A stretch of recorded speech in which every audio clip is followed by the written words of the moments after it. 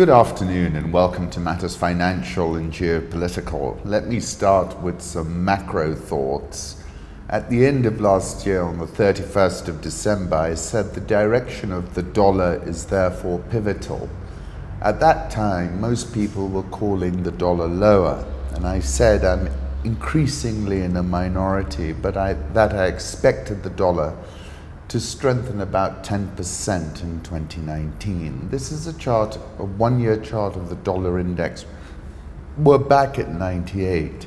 100 does not look so far away, and we could go to 105 and 110 if the scenario plays out a la 1994 and 1998, which it increasingly smells like. And therefore I believe we're on the cusp of a staggering dollar rally. Daily Maverick, of course, and there's a constant stream of these kinds of articles, dethroning the dollar. Will China lead the charge? The US dollar has dominated financial markets in the post-war period, but countries across the globe are increasingly taking steps to reduce dollar use in trade and finance. The consensus among most market participants is that any shift in the monetary order away from the dollar will happen gradually and take decades. That is the point.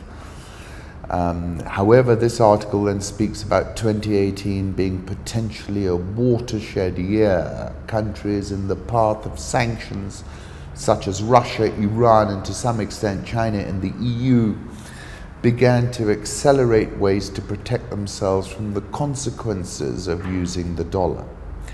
I take you back to April 2019, when I said threats by any nation to undermine the petrodollar system are viewed by Washington as tantamount to a declaration of war against the USA.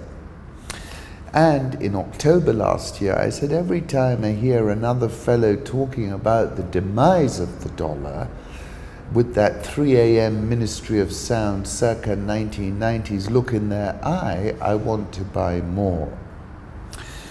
Also in that article at the end of last year, I said the trajectory of the tariff war is another pivotal curve to keep an eye on in 2019. And what's happened there as well is the penny has finally dropped.